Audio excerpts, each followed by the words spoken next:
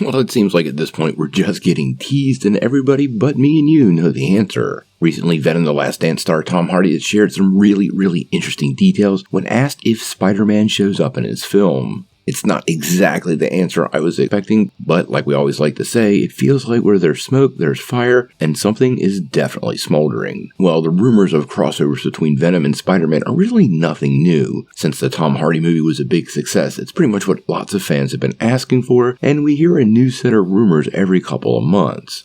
Now, with the final film in the Venom trilogy around the corner, well, these rumors have gone into high gear, and once it was revealed that Null was the main. Now, Venom 3: The Last Dance definitely looks like a multi-symbiote showdown, and we have been teased with the god of symbiotes, the villain known as Null, as part of the trailer. But as we find out more and more, it starts to be kind of clear that Null is going to be a villain in this film, but he's bigger than this movie and will carry on. And that's where these rumors start to tie together weirdly. Now, just to clarify, the general narrative right now for the big rumor coming out of Venom: The Last Dance is that it will set the stage for Eddie Brock and Peter Parker to eventually team up in Spider-Man 4.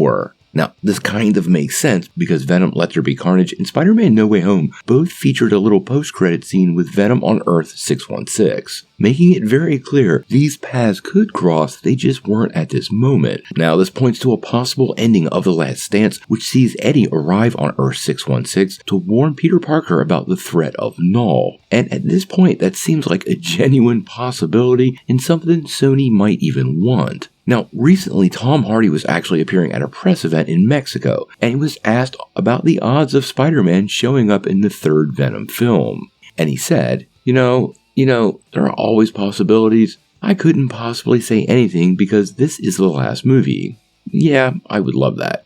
Now, that's absolutely not a denial from Tom Hardy, and there was a lot of dancing going on there, and it definitely seemed like a bit of a nervous answer, so I would not write this off. Now, in the last couple of days, we have gotten other reports, mostly from some of the Scooposphere, that Spider-Man was definitely not in Venom 3, but it doesn't mean Venom is not showing up in Spider-Man 4, and the connection between the two worlds does not have to be any greater than the final scene featuring Venom overlooking New York City and the former Avengers Tower off in the distance. Now, we've got less than 10 days before Venom: The Last Dance arrives in theaters, so a lot of these questions are going to get answered very soon. I have not seen any reviews of the film as of yet. And quite honestly, as many of you know, the closer we get to release date before we see reviews, well, typically, the lower quality the project ends up being.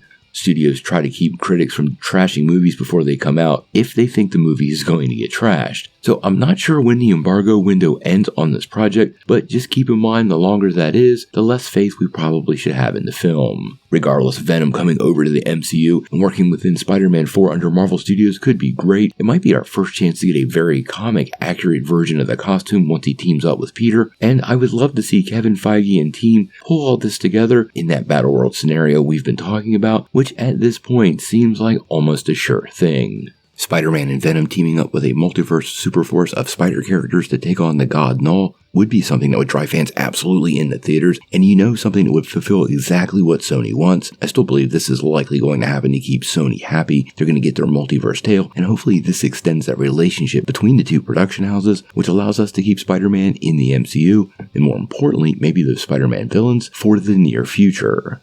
Hopefully the film delivers and is something fans really love. I'm going to give it a chance.